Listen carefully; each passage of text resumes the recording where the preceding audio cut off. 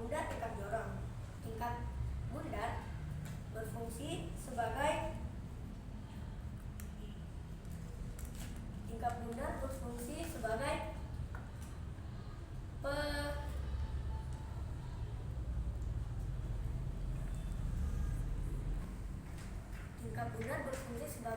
penghubung antara kelima bagian tengah dan telinga bagian dalam. Selanjutnya ada tingkat jorong.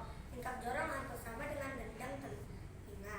Dan tingkat jorong berfungsi sebagai menerima dan meneruskan bunyi ke tiga tulang pendengaran. Saya akan menjelaskan proses terdengarnya bunyi.